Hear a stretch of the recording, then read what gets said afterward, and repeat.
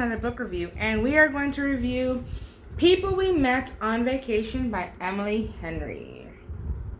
I'm going to be completely honest, I was not a fan of this book. I wasn't.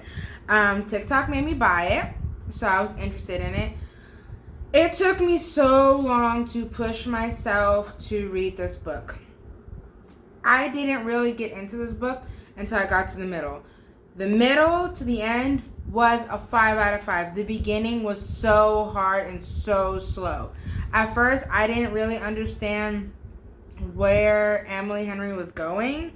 I wasn't a fan of the flashback chapters. It was like one chapter 10 summers ago, second chapter 4 summers ago, third chapter this summer. Like, it was just so back and forth that I kind of got lost in it. I understood the point of why she gave the flashbacks, but it just didn't make sense to me. Basically, the story follows two characters, Poppy and Alex, who are best friends. They met in college. It's kind of an opposites attract kind of story.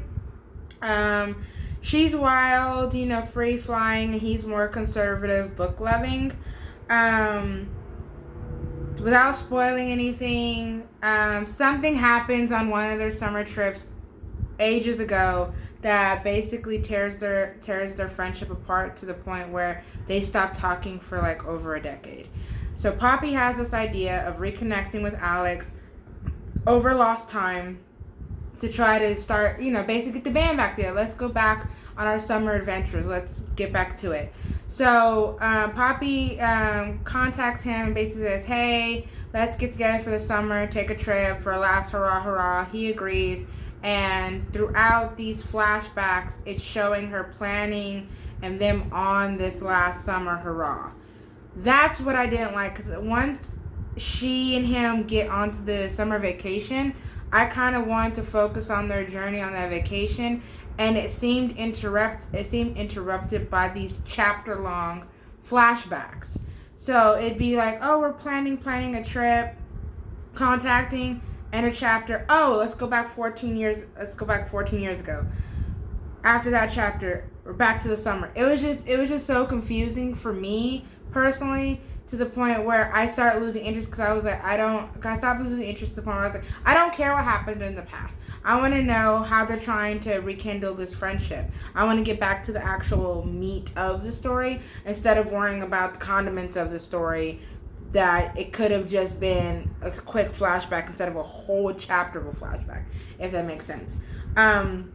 Once I got to the this summer portion of the story, where it was actually breaking everything down, I loved it. I loved that part of the story. I loved how it ended. I loved everything else about it. I just didn't like the organization of the formatting of the story, the timeline of the story, because it just seemed too back and forth, and even the back and forth, it was random. It was like 14 summers, 3 summers ago, 7 summers ago, 2 summers ago. Oh, the original summer where they first went on, for sure. It was just too much. It was too much for me, to the point where I started almost skipping those chapters, because I was like, I don't care. And then whenever they would bring it up, I would try to like kind of go back and reread just that portion, because I didn't want to read a whole chapter of the flashback, if that makes any sense.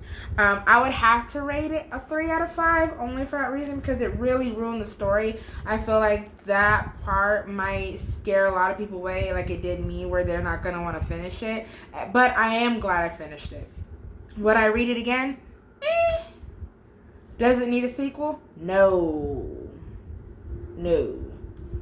Would I encourage others to read it? Yes, because some people might not mind that part that I didn't like. Because again, it is a good story. It was really cute, very, very funny, interesting. It was just that part that was just a downfall. So I hope this inspires you to read it. Again, it's People We Meet on Vacation by Emily Henry. Thank you for watching.